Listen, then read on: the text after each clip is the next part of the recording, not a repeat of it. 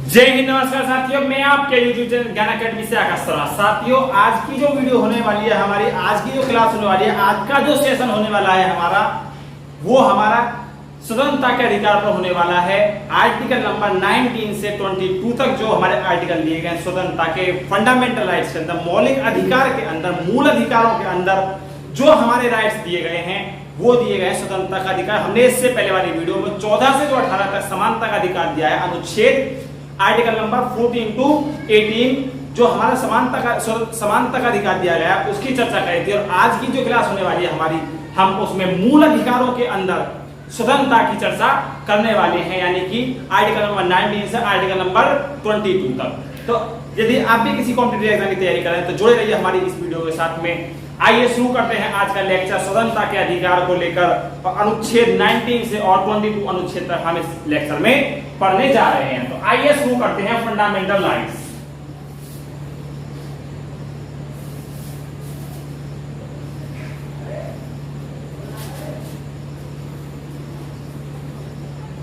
Fundamental rights, यदि आपको नहीं पता है तो इससे पहले की वीडियो जो है, इससे पहले की क्लासेस हैं, हम उनमें लगातार संविधान को फर्स्ट क्लास से पढ़ रहे हैं। फंडामेंटल राइट्स, मूल अधिकार जो दिए हैं हमारे भाग नंबर 3 में दिए गए हैं, भाग 3। और जो आज हम चर्चा करने वाले हैं वो है स्वतंत्रता का अधिकार, यानी कि जो आर्टिकल नंबर अनुच्छेद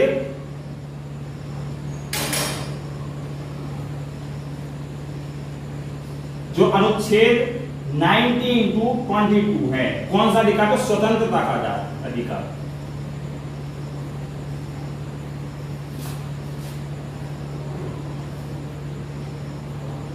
स्वतंत्रता का अधिकार यानी कि हम किस किस चीज के लिए स्वतंत्र हैं, कहां जा सकते हैं, कैसे रह सकते हैं, सब कुछ हमारी टोटल स्वतंत्रता के बारे में इसमें बताया गया है कि हमारे पास कौन कौन सी स्वतंत्रता है। तो सबसे पहले शुरू करते हैं अनुच्छेद 19 सॉरी, अनुच्छेद 19 जो है वो कहता है कि हमको सब, इसमें हमारे अनुच्छेद 19 को कहा गया है बैकबोन ऑफ कॉन्स्टिट्यूशन, रीढ़ की हड्डी कहा गया है। किसको? आर्टिकल नंबर 90 को।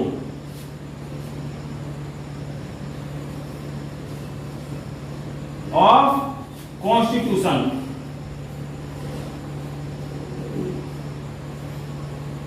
यानी कि रीढ़ की हड्डी किसको कहा गया है? तो हमारे कहा गया है अनुच्छेद नंबर 90 को। ऐसा क्यों कहा गया है? तो इसमें हमारे 6 प्रकार की स्वतंत्रता का वर्णन किया गया है। टोटल जो थी 7 थी, उनमें से एक हटा दी गई है, इसलिए हम पूरी 7 लिख रहे हैं।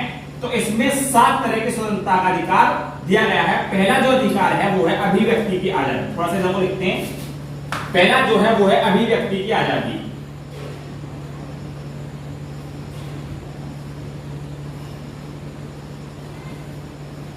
पहला है अभिव्यक्ति की आजादी। क्या है अभिव्यक्ति? अच्छे से बताएंगे। इसमें क्या क्या आता है? बोलने की, इसमें आता है बोलना, इसमें आता है झंडा फहराना,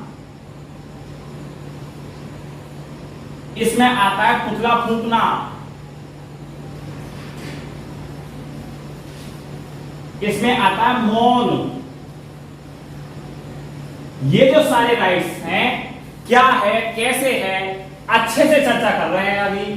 पहला जो अधिकार है आर्टिकल नंबर 19 के अंदर हमारी 7 प्रकार की स्वतंत्रता दी गई है। पहला जो है उसके अंदर वो बताया गया अभिव्यक्ति। अभिव्यक्ति क्या है? अभिव्यक्ति क्या है? तो अभिव्यक्ति है कि हमारे जो अधिकार है, हमको बोलने का अधिकार है सबसे पहला। दूसरा हमारा झंडा, जो हम जब मैच जीत जाती है कोई भी टीम किसी भी देश की, तो झंडा फहराते हैं लोग, झंडा अपना फहराते हैं अपने देश के अंदर। तो झंडा घुमाने का अधिकार किसका आता है? अभिव्यक्ति के अंदर आता है। कोई नेता अच्छे से कार्य नहीं कर रहा है, उसका पुतला फूंकने का जो अधिकार है वो भी किसके अंदर आता है? अभिव्यक्ति के अंदर आता है। और यदि कोई व्यक्ति मौन रखते हैं, यदि कोई यदि अच्छा व्यक्ति जैसे कि एपीजे अब्दुल कलाम जब खत्म हुए थे, जब उनकी मृत्यु हुई थी, तो उस दौरान पूरे देश में राष्ट्रीय शोक यानी कि अटल बिहारी वाजपेयी के दौरान ये हुआ था। तो हम उस टाइम मौन रखते हैं जो स्वेच्छा से, उसे किस में रखा गया है? तो अभिव्यक्ति में रखा गया है। तो अभिव्यक्ति की आजादी जो है मेनली किसके लिए है? तो बोलने, झंडा फहराने, पुतला और मौन, चारों चीजें इसी में आती हैं। एक और चीज है, हमें पूछने की आजादी है। हालांकि यदि हम देखें, यदि हम किसी से कुछ पूछते हैं तो हम बोल रहे हैं उस अपने लिए, यदि वो हमको बताता है, यदि वो हमको बताता है, कोई किसी से, हमने किसी से पूछा कि हम वहां जाना चाहते हैं, और जो हमको वो बताता है वो भी अपनी बोलने की आजादी, अभिव्यक्ति के अंदर जो बोलने की आजादी है उसका प्रयोग कर रहा है। तो जो हमारे अधिकार हैं, जो हमारी आजादी है, वो क्या है? तो सबसे मेन जो आजादी है, सबसे मेन जो हमारी स्वतंत्रता है, वो है अभिव्यक्ति के अंदर बोलने की आजादी, जिसका यूज, यदि हम कहते हैं ना कि मीडिया को एक आजादी मिली हुई है देश के अंदर, तो मीडिया को कौन सी अलग से आजादी मिली हुई है क्या? नहीं, मीडिया को भी कोई अलग आजादी नहीं मिली हुई है। मीडिया को भी क्या है? यही एक अभिव्यक्ति की आजादी मिली हुई है। मात्र एक अभिव्यक्ति की आजादी को ही मीडिया के दिया गया है। तो मीडिया को जो आजादी है वो सबको तो है, तो सब मीडिया के बराबर है। ऐसा नहीं है कि मीडिया को स्पेशल आजादी दी गई है, नहीं है ऐसा। लेकिन हाँ, आदमी किसी के भी खिलाफ कुछ भी बोल, ऐसा नहीं है कि उल्टा सीधा किसी के लिए बोल रहे, गाली दे रहे हो किसी को तो वो तो मारेगा तुम्हें। तो किसी को सही बोल सकते हो, अच्छा बोल सकते हो, मौन रख सकते हो, झंडा फहराना, पुतला फूंकना, सब उसी के अंदर आते हैं।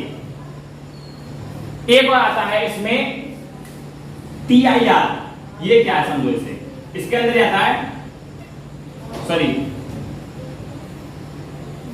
TRI, ये क्या है? ये है कि तुम इंफॉर्मेशन लेना, इसको जोड़ा गया है बाद में, इसमें जोड़ा गया है कि तुम किसी से जानकारी ले सकते हो। कहीं यदि आपको कोई जानकारी चाहिए तो TRI के तहत कोई भी जानकारी, कोई भी पूछताछ कर सकते हो। इसके बाद जो इसमें दूसरी आजादी आती है वो है सभा। यदि आप बोल सकते हैं तो बच्चा सभा कर सकते हैं। दूसरी आजादी कौन सी आती है? तो सभा की आजादी है, यानी कि आप सभा भी कर सकते हैं। इसके अंदर जो दूसरी आजादी आती है वो आती है सभा की आजादी, यानी कि यदि आप बोल सकते हैं, कोई सभा करना चाहते हैं तो उनको किसका? अभिव्यक्ति का यूज करके सभा बना सकते हैं, सभा कर सकते हैं। तीसरी चीज संगठन, जो तीसरी चीज आती है इसमें वो आती है संगठन। तीसरी चीज आती है कि तुमने सभा बना ली है तो तुम अपना संगठन बना सकते हो। लेकिन संगठन ऐसा ना हो कि तुम नक्सली का संगठन बना लो कि देश को लूटेंगे, आ जाओ, संगठन बना लिया हमने। तो ऐसा संगठन नहीं कि जो देश के लिए हानिकारक हो। इसकी भी 6 कंडीशन हैं, उनको भी बहुत अच्छे से चर्चा करेंगे। जो इसमें संगठन दिया गया है वो दिया गया है, मतलब कि संगठन, सबसे पहला बोलने की आजादी, अभिव्यक्ति मतलब बोलने की आजादी। दूसरा सभा कर सकते हैं, इकट्ठा हो सकते हैं, सभा कर सकते हैं, बातचीत कर सकते हैं, उसमें भाषण विवाद कर सकते हैं। तीसरा, जब सभा कर ली तो अपना संगठन तैयार कर सकते हैं, लेकिन संगठन जो हो वो पॉजिटिव हो, ऐसा ना हो कि वो तुम देश की घातक हो, देश के लिए घातक बन जाए। तो संगठन जो हो वो पॉजिटिव वे में हो। फोर्थ आता है इसमें संचरण, फोर्थ आता है संचरण। संचरण मतलब 4 से संचरण, 4 आ रहा है, 4 मतलब संचरण। संचरण का मतलब क्या है? घूमने की आजादी। यदि तुम्हारा मन करता है कि आज हम ओ गए हैं, यहाँ पर बैठे बैठे हम कहीं घूम आते हैं, यदि हमारा मन किया कि हम घर पे बैठे बैठे ओ गए हैं, चलो आज, यदि हम दिल्ली में हैं, आज चलो जम्मू कश्मीर चलते हैं पहाड़ों पर, तो क्या हो गया? तुम घूम सकते हो कहीं भी, तुम्हें पूरे देश में घूमने की आजादी है। यानी कि संचरण का मतलब हुआ कि घूमने की आजादी, पूरे देश में घूमने की आजादी को ही संचरण कहा गया है। इसमें फिफ्थ आता है बसने की आजादी। फिफ्थ आता है बसने की, यानी कि रह सकते हो, कहीं भी बस सकते हो। मान लो यहां से गए ताजमहल देखने आ गया और तुमको आगरा अच्छा लग गया, तो तुम्हारा मन क्या, हम तो यहीं रहेंगे अब, तो वहां रह सकते हैं, वहां रह सकते हैं। तो यदि मन किया कि हम यहां बसना चाहते हैं तो बस सकते हैं। पहली अभिव्यक्ति बोलने की आजादी। दूसरा सभा, सभा कर सकते हैं, यानी बोल सकते हैं, तो लोगों को इकट्ठा करके बातचीत कर सकते हैं, सभा कर सकते हैं, तो सभा की आजादी। तीसरा संगठन बनाने की आजादी। चौथा संचरण की आजादी, कहीं भी घूम सकते हैं। पांचवा बसने की आजादी, यानी तुम्हारा मन क्या है हम सारे घूम लिए और ये हमें अच्छा लगने लगा तो वहां बस सकते हैं। इसके बाद में छठा आता है, यदि बसेंगे तो सड़क पर तो कोई रहेंगे नहीं, यदि बसेंगे वहां तो सड़क पे तो कोई रहेगा नहीं, तो कहां रहेगा, तो संपत्ति की आजादी। तीसरा है संपत्ति की आजादी। संपत्ति,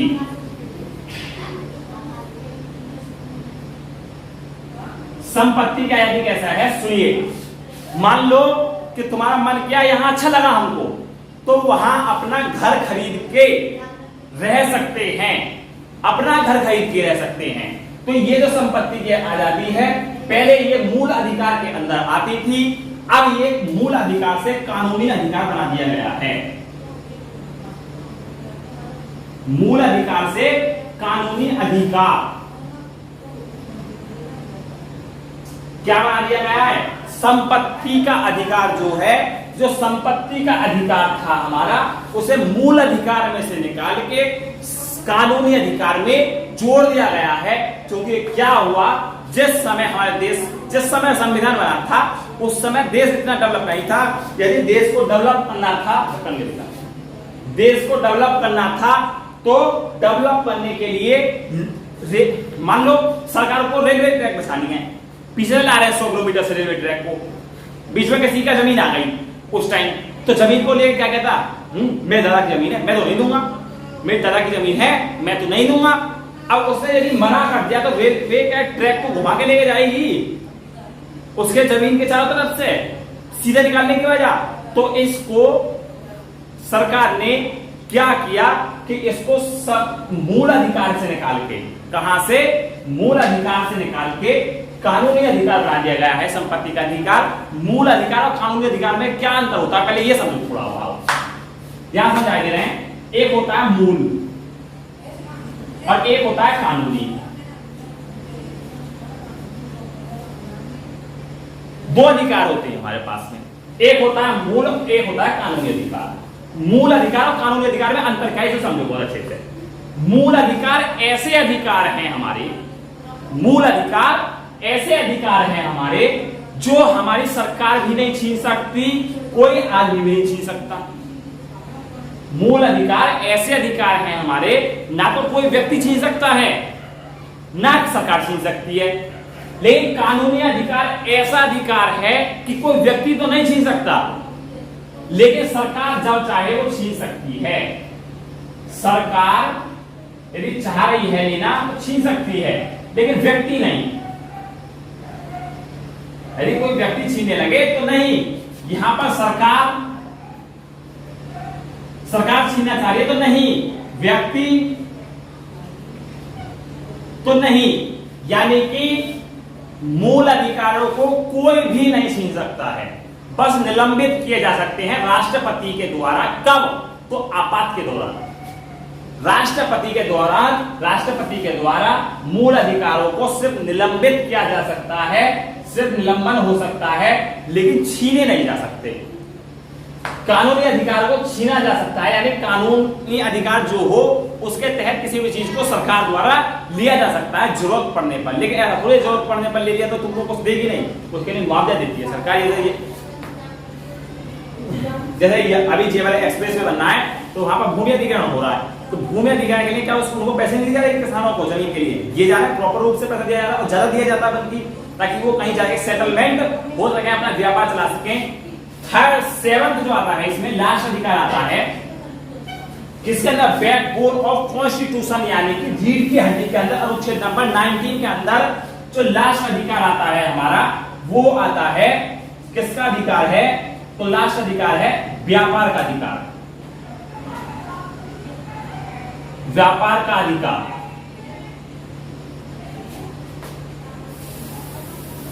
समझिए क्या है ये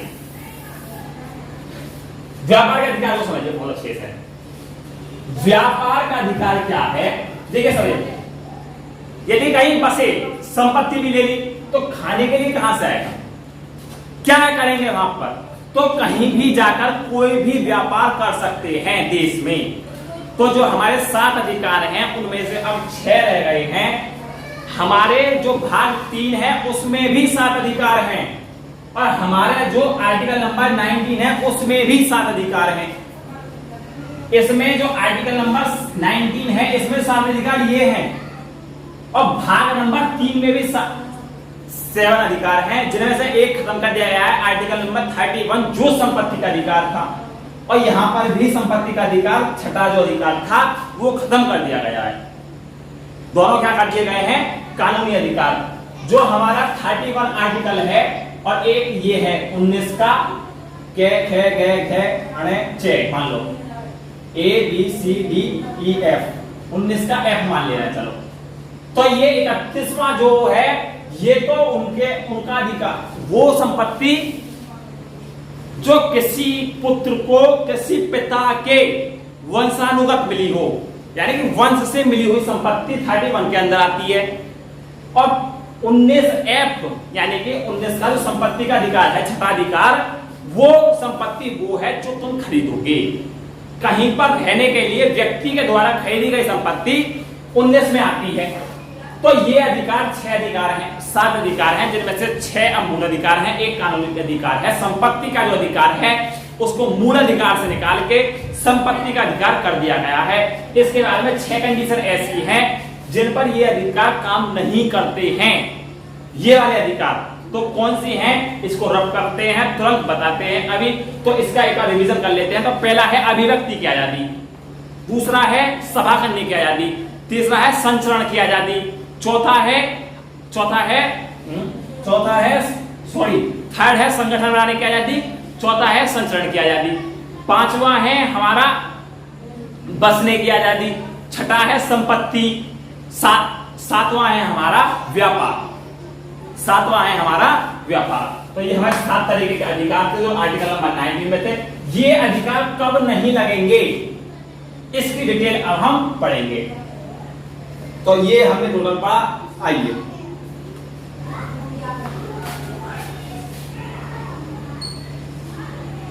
तो हमने देखा अभिव्यक्ति क्या है, यानी कि आर्टिकल नंबर 19। अब इसके 6 रूप ऐसे हैं जिन पर ये अप्लाई नहीं होता है। क्या है? तो एक बार तो इनको आर्टिकल को लिखेंगे अभी।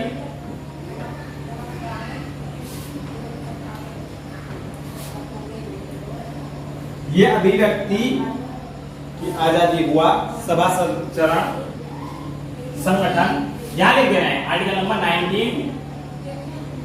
पहला जो है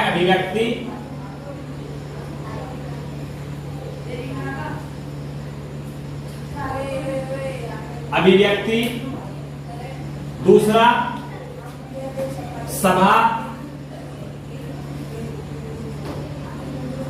तीसरा संगठन, चौथा संचरण, पांचवा फिफ्थ बसना, छठा संपत्ति,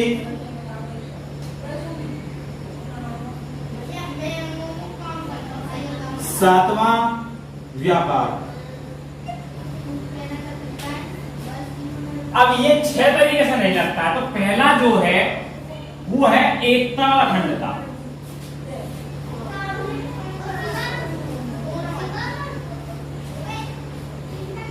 ये 6 तरीके से नहीं रखता है।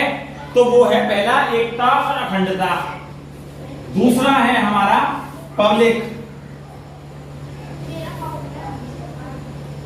तीसरा है हमारा सुरक्षा, चौथा है हमारा, पांचवा है एक और एक छठा है। तो चौथा है मान सम्मान,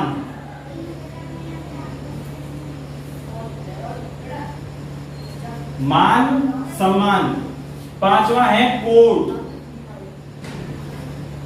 और छठा है विदेशी।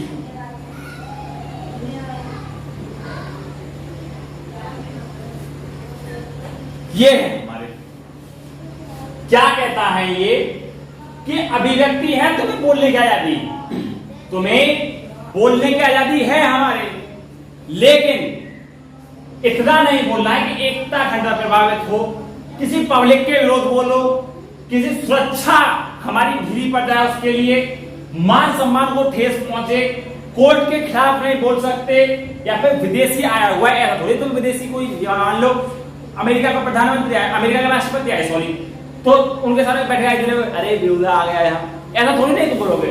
क्या होगा, एकता अखंडता प्रभावित नहीं होनी चाहिए, इन साधनों का प्रयोग करो और एकता अखंडता प्रभावित न हो। मान लो सभा करी तुमने, तो सभा ऐसी थोड़ा ना करोगे, पब्लिक डिस्टर्ब हो उससे, ऐसी सभा करोगे क्या पब्लिक डिस्टर्ब हो, सुरक्षा कमजोर पड़ जाए हमारी, संगठन लगा लो, संगठन नक्सली का संगठन, नक्सली तैयार करो देश में आतंकवादी, तो ऐसा संगठन नहीं बनेगा जो सुरक्षा को हानि पहुंचाता हो, मान सम्मान को ठेस पहुंचाता हो, किसी के कोर्ट के विरोध, एकता अखंडता प्रभावित होती हो हमारी, संचरण कर सकते हो, लेकिन ऐसा थोड़े किसी की एकता को सम्मान पहुंचा दोगे, कहीं भी घुस जाओगे, आ जा घुस जा, कहीं नहीं, जो तुम्हारी रेंज में है वहां तक प्रयोग करना है। यदि ठेस पहुंचती है, यहां से बात आगे जाती है, तो तुम्हारे अधिकार तुरंत खत्म हो जाते हैं, यानी कि तुम अपनी छड़ी वहां तक घुमाओगे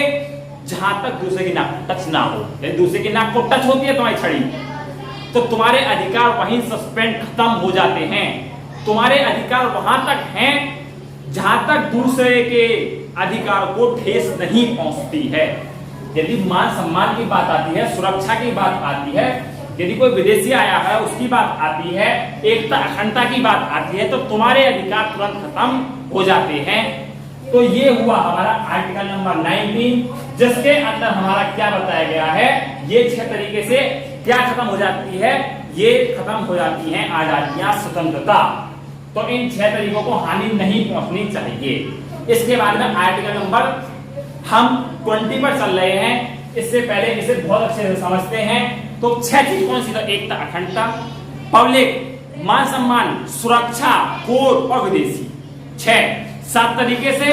तो अभिव्यक्ति, सभा, संगठन, संचरण, बसने का, संपत्ति, और इसके बाद में बचा हुआ है व्यापार। तो व्यापार कर सकते हो, कोई बंदूकों का व्यापार थोड़ा करो, सुरक्षा के लिए हानिकारक हो, जो सुरक्षा के लिए हानिकारक नहीं है ऐसा व्यापार करो।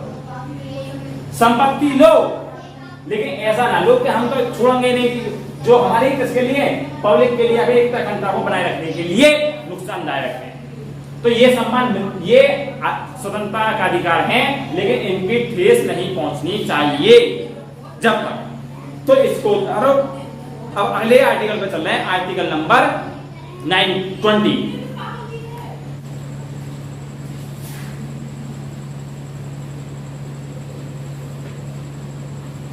भाग 3 की चर्चा कर रहे हैं, और भाग 3 में हम आर्टिकल नंबर 19 को पढ़ चुके हैं अच्छे से। आइए शुरू करते हैं अब आर्टिकल नंबर 20।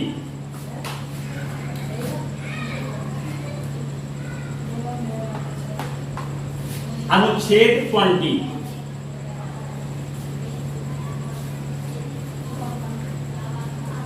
अनुच्छेद 20 क्या कहता है? अनुच्छेद 20, तो अनुच्छेद 20 कहता है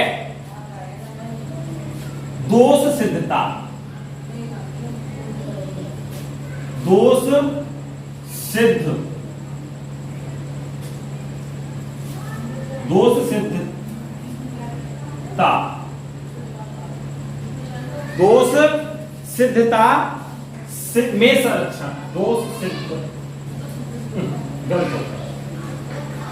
अनुच्छेद 20 क्या कहता है कि दोष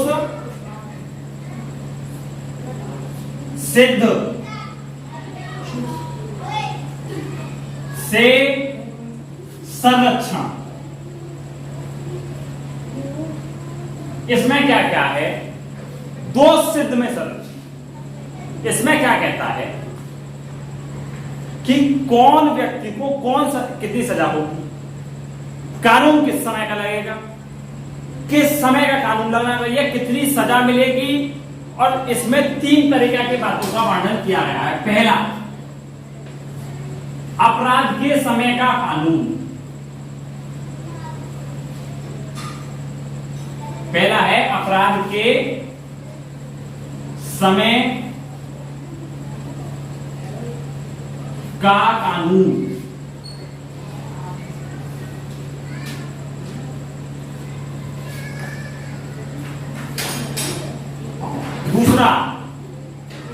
दूसरा है एक अपराध के लिए एक सजा। एक अपराध के लिए एक सजा।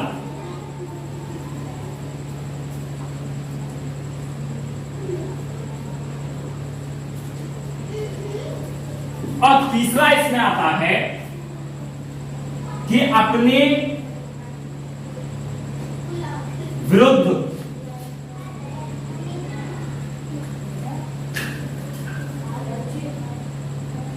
गवाही।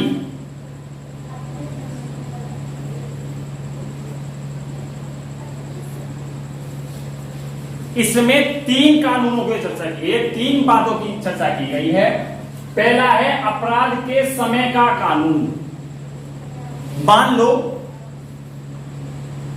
कि किसी ने किसी का हाथ तोड़ दिया, किसी ने लड़ाई हुई और लड़ाई में उसको मारा और मार के उसका हाथ तोड़ दिया, और हाथ तोड़ा जब जून 2022 में आज, और जब कानून केस चलता रहा तो आज जून 2022 में एक हाथ तोड़ने की सजा मान लो 1 साल है, और केस चलने के बाद में जब फैसला निकला, और फैसला निकला मान लो 2027 में जाके 5 साल बाद, और 5 साल बाद एक हाथ तोड़ने की सजा हो गई फांसी, तो उस समय जिस समय फाइनल रिजल्ट आया है उस पर उस समय का कानून नहीं लगेगा। बात समझिए, मान लो 2027 में जो सजा हुई उसको एक हाथ तोड़ने की, उस समय फांसी थी, लेकिन उस पर जो कानून लगेगा वो 2022 वाला रहेगा जिस समय अपराध किया है। उस पर फांसी का कानून नहीं लगेगा, उस पर जो कानून लगेगा उस टाइम वो एक हाथ तोड़ने की जो सजा थी 1 साल वो लगेगा। ये है अपराध के समय का कानून, यानी कि जिस समय अपराध किया है। मान लो आज के समय में चोरी करने की सजा 10 साल है, और आज से यदि आज कोई बंदा पकड़ा जाता है चोरी करते हुए, तो आज से यदि केस चलते 10 साल बाद रिजल्ट निकला कि इसको ये हकीकत में चोरी की थी इसने उस समय, और इसको सजा सुनाई जाएगी, तो उसको जब सजा सुनाई जाएगी, और सजा सुनाते के टाइम जिस समय सजा सुनाई गई थी उस समय मान लो चोरी करने की सजा उम्र कैद थी, तो उसको उम्र कैद ना मिलकर 10 साल की सजा मिलेगी, क्योंकि उसने चोरी आज की है। यानी कि जिस समय अपराध किया है उस समय की सजा मिलती है अपराधी को, ना कि जिस समय फाइनल रिजल्ट आता है कोर्ट का उस समय की सजा मिलती है। तो पहला कानून यह है। दूसरी बात कहता है एक अपराध की एक सजा। मान लो किसी ने कोई अपराध किया और अपराध करने के बाद में वो सिद्ध हो गया और उसको सजा दी गई, मान लो 5 साल दी गई। किसी ने किसी का हाथ तोड़ दिया, पैर तोड़ दिया, थूर दिया मान लो, और उसको थूरने के बाद में उसकी जो सजा मिली वो 5 साल जेल में मिली, उसने 5 साल जेल में काट दी। तो ऐसा नहीं है कि उसको 2 साल बाद दोबारा से जेल में डाल दिया जाएगा, नहीं, तूने उस समय उसको मारा था, दोबारा सजा मिलेगी, देखो आजा, तो उसे उस समय सजा नहीं मिलेगी दोबारा, क्योंकि उसे एक अपराध की एक सजा दे दी गई है। यदि दूसरा अपराध करता है तो उसको दोबारा सजा मिलेगी, लेकिन उस अपराध के लिए उसको दोबारा सजा नहीं मिलेगी। तीसरा, अपने विरुद्ध गवाही। ये चीज बहुत होती है कि पुलिस उस पर डंडा बजाएगी। मान लो किसी ने कोई अपराध कर दिया तो पुलिस पकड़ के ले जाएगी उसे, और जब पुलिस पकड़ ले जाएगी तो उस पर डंडा बजाएगी, क्या कि मैंने किया है, क्या कि मैंने किया है। तो पुलिस के सामने भले ही कह देगा वो कि हाँ मैंने किया है, लेकिन यदि वो कोर्ट में कहता है कि हाँ मैंने किया है तो उसकी गवाही नहीं मानी जाएगी। अपने विरुद्ध कोई गवाही नहीं दे सकता है, अपने विरुद्ध कोई भी गवाही नहीं दे सकता है। उसके यदि जैसे पुलिस करती है कि कह तूने चोरी किया, कह तूने चोरी किया, अरे भाई कह दो, क्योंकि अपने विरुद्ध गवाही नहीं मानी जाती है, अपने विरुद्ध गवाही नहीं मानी जाती है। इसलिए अपने विरुद्ध गवाही, एक अपराध के लिए एक सजा मिलती है और अपराध के समय का ही कानून लगता है। तो ये अनुच्छेद 20 के अंदर दोष सिद्ध से संरक्षण, यानी दोष यदि लग जाता है, दोष यदि पाया जाता है तो उससे कैसे बचा जाएगा, कैसे क्या होता है, उसके बारे में आर्टिकल नंबर 20 में बताया गया है। आर्टिकल नंबर 20 में पूरी तरीके से बताया गया है कि एक अपराध के लिए एक सजा मिलती है, अपराध के समय का ही कानून लगता है, अपने विरुद्ध गवाही नहीं दे सकता। इससे आगे चर्चा करते हैं आर्टिकल नंबर 21 की। इसको अच्छे से रिवाइज करें। आर्टिकल नंबर 21 अभी पढ़ाते हैं। आर्टिकल नंबर 21 शुरू करते हैं।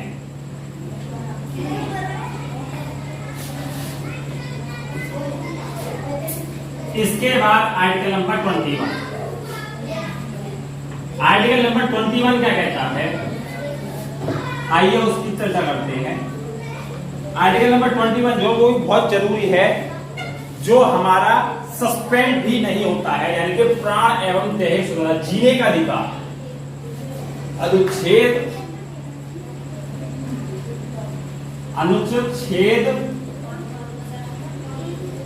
21, अनुच्छेद 21 है प्राण एवं दैहिक स्वतंत्रता। प्राण एवं दैहिक स्वतंत्रता क्या है ये समझिए। प्राण मतलब जीने का अधिकार। इसके अंदर पर्यावरण,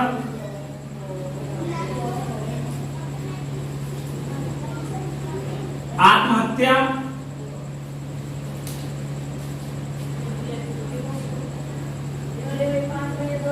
तीसरा आता है हेल्थ।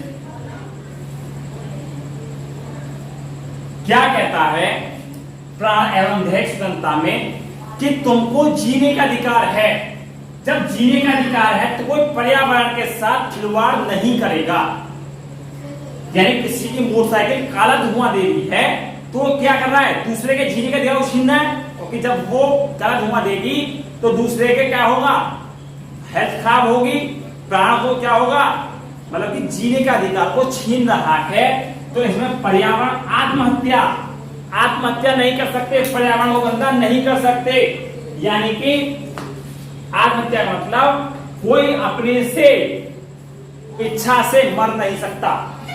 पर्यावरण को गंदा नहीं कर सकता, क्योंकि वो भी प्राण स्वतंत्रता के अंदर आता है, जीने के अधिकार के अंदर आता है। क्यों? यदि पर्यावरण गंदा होगा तो आदमी कैसे जी पाएगा। तीसरा जो है इसका हेल्थ, यानी कि हेल्थ का अधिकार है, हेल्थ को सही रखना होगा अपनी को। अब दैहिक स्वतंत्रता का मतलब है लिबर्टी, मतलब कि एकांत। इसमें क्या कर सकते हैं, तो पहला आता है दैहिक में एकांत और विदेशी यात्रा। इसमें आता है एकांत और विदेशी यात्रा।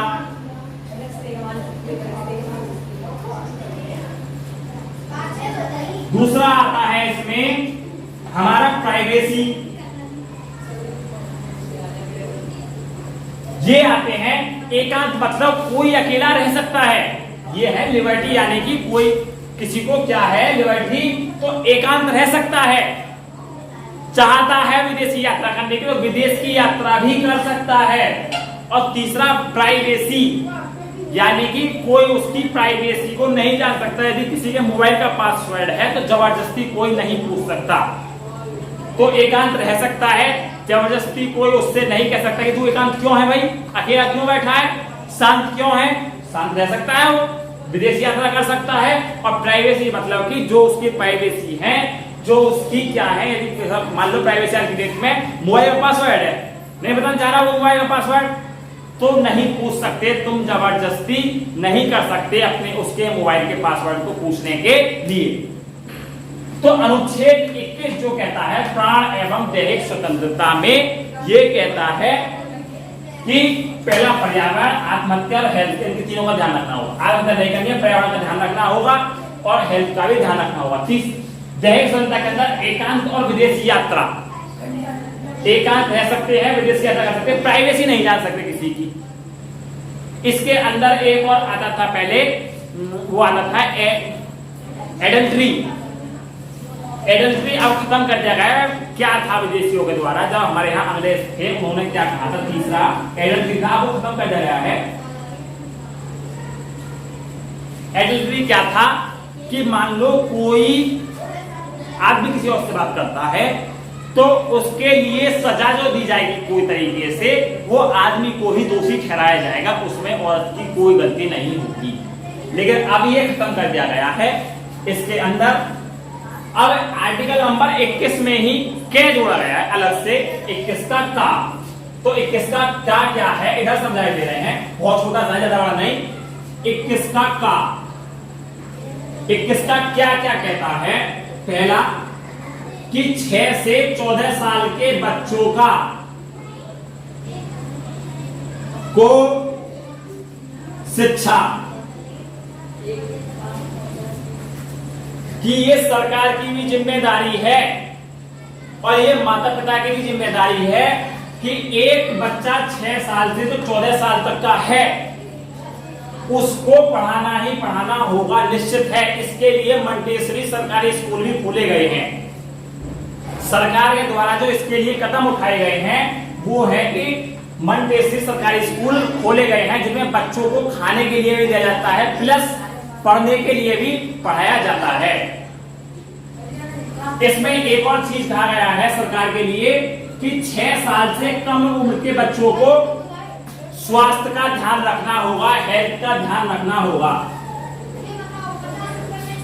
यानी कि हेल्थ का ध्यान किसको रखना है, तो सरकार को रखना है। किसका, तो 6 साल से कम उम्र के बच्चों का सरकार को ध्यान रखना होगा। इसमें सरकार के द्वारा जो कदम उठाए गए हैं, छोटे बच्चों को खसरा का, पोलियो का इंजेक्शन दिया जाता है, उनकी कीमत कम नहीं होती, एक इंजेक्शन की कीमत 1,000 रुपए होती है, लेकिन उनको दिया जाता है सरकार के द्वारा। तो सरकार के को दिए गया अधिकार है कि सरकार को ये करना ही करना है। इसके बाद में एक और अधिकार आता है आर्टिकल नंबर 22 के अंदर, जिसके अंदर हम जानेंगे कि 24 घंटे का अल्टीमेटम देके किसी भी अपराधी को कैसे, कहां मजिस्ट्रेट के सामने पेश करना होता है, किसी को कैसे गिरफ्तार किया जाता है, क्या क्या मंजूरी होती है, मतलब कैसे गिरफ्तार कर सकते हैं, उस सबको हम अनुच्छेद नंबर 22 के तहत पढ़ेंगे। अब इसको हम यही समाप्त करते हैं आज की क्लास को, क्योंकि आज की क्लास यदि हम इससे आगे 22 को शुरू करते हैं तो 22 जो इतना बड़ा आर्टिकल है कि उसको एक वीडियो में सेपरेट में करना होगा। तो आज यही समाप्त करते हैं, पढ़ाई करते रहें। All the very best.